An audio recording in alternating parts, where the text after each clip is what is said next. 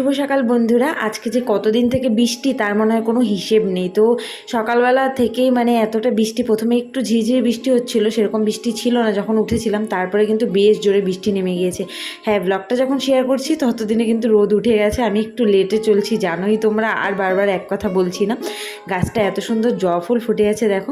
আর এদিকে বড় যা, ও সকালে ঝাড় দেওয়াটা ওই প্রতিদিন ঝাড় দেয়, বৃষ্টিতে ভিজে ভিজে ঝাড় দিচ্ছিল, স্নান করে নেবে এখন, কেননা বৃষ্টি আর কমার নাম নিচ্ছে না। বাসি উঠোন কতক্ষণ রাখা যাবে, তো ওই সকালবেলা ঝাড় দেয়, তো ও ভিজে ভিজেই ঝাড় দিয়ে দিচ্ছে। আর আমি এদিকে বৃষ্টিতে চলে আসলাম বাসন মাজতে। হ্যাঁ, ওপরে তো চাল দেওয়া আছে, অবশ্যই টিনের চাল, কিন্তু এত চারদিক থেকে বৃষ্টিতে মানে পুরো ভিজেই যাচ্ছিলাম প্রায় বলা চলে, কেননা জোরে জোরে বৃষ্টি নেমেছে আর এদিক ওদিক দিয়ে বৃষ্টি পড়ছে, বৃষ্টির হ্যাচলা মারছে না, একদম হ্যাচলা ভিজেই গিয়েছিলাম প্রায়। কিন্তু অনেকটা বেলা হয়ে গেছে, ভাবলাম না লেট করা যাবে না, কাজকর্মগুলো শুরু করে দিই।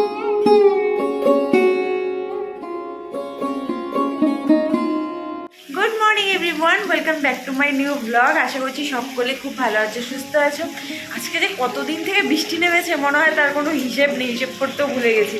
সকালে যখন তোমাদের দাদাভাই গেল দোকানে তখন অতটা বৃষ্টি ছিল না, মানে বৃষ্টি ছিল না বলতে কি, সকালে একটু বৃষ্টি হয়েছিল, কিন্তু তারপরে বৃষ্টিটা থেমে গিয়েছিল, একদম ধীরে ধীরে ধীরে ধীরে টাইপের বৃষ্টি নেমেছিল।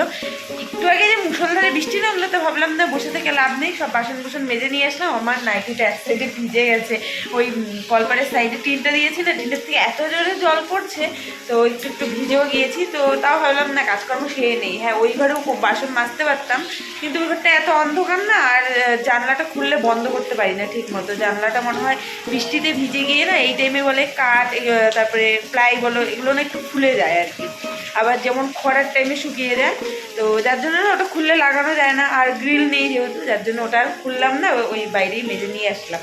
তো সকাল হয়ে কাজ বলতে এটাই হয়েছে আপাতত, আর কোনো কাজ হয়নি। তোমাদের দাদাভাই সকালে চা খেয়ে গেছে, আর আমি এখন আমার জন্য চা বানাবো বলতে গরম করব। তো চলো ব্লগটা এখন থেকে শুরু করছি। আশা করছি আজকে ব্লগটা খুব ভালো লাগবে, তো স্কিপ না করে দেখতে থাকো শেষ পর্যন্ত। এখনও পুরো বৃষ্টি হচ্ছে বাইরে, দেখো এখনও বাইরে পুরো বৃষ্টি হচ্ছে। তো এখন ফটাফট চাটা গরম করে খেয়ে নিই, তারপরে কাজ বসে রাখতে হবে।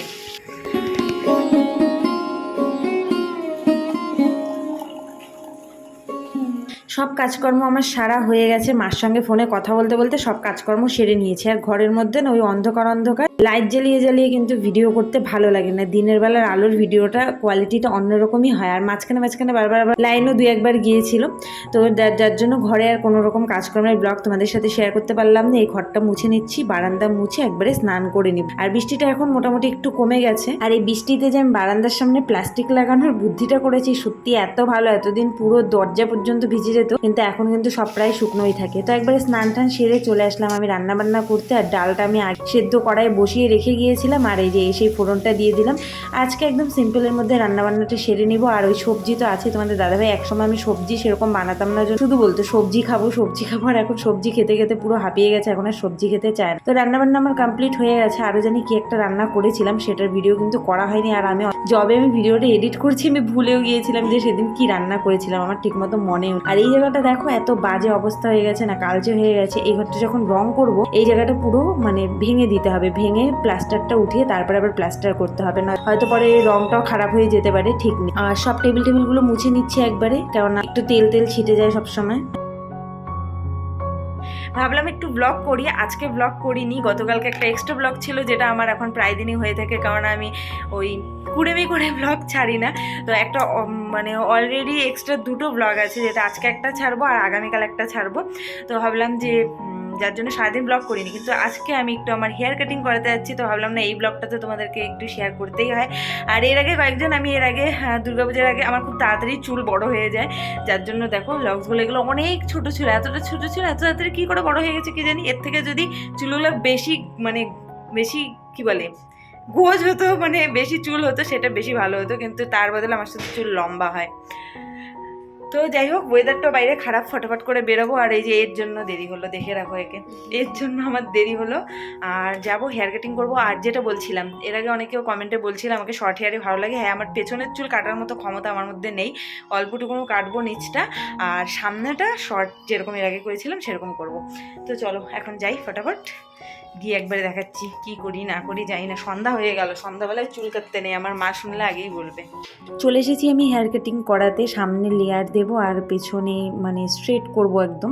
আগে আমি পেছনটা করতাম, কিন্তু তারপরে থেকে দেখছি এখন সবাই পেছনটা সোজাই করছে, তো এখন আর ওই ইউভি এগুলো কাটার ভালো লাগে না। সামনেটা লেয়ার আমি বরাবর থেকে অন্য কোনো কাটিং করিনি কখনই, কেননা আমার ভালো লাগে বেশ। আর এর আগে ইচ্ছে হয়েছিল দুর্গাপুজোর সময় যে ফেদার কাট করব, তারপরে এই দিদির কাছেই করেছিলাম। দিদি বলেছিল যে ফেদার কাট করলে তোমার অনেকগুলো চুল নষ্ট হবে, তখন সেটা তুমি সহ্য করতে পারবে, তো সেই ভয় আর করিনি। এর আগে যখন পুজোর সময় করেছিলাম হেয়ার কাটিংটা, সামনেটা লেয়ারটা এতটা ভালো লেগেছে, তো মানে অনেকেই বলেছিল যে খুব ভালো লাগছে, তো লুকটাই পুরো চেঞ্জ হয়ে গিয়েছিল, যার জন্য আবার করতে আসলাম। কারণ চুলগুলো বিশাল বড় বড় হয়ে গেছে, মানে একদমই আর ভালো লাগছে। আর দিদি এখানে আমাকে দেখাচ্ছিল যে পেছনের চুলটা কতখানি কাটবে, বলছে পরে না তো কিন্তু বলো না যে বেশি কেটে ফেলেছি।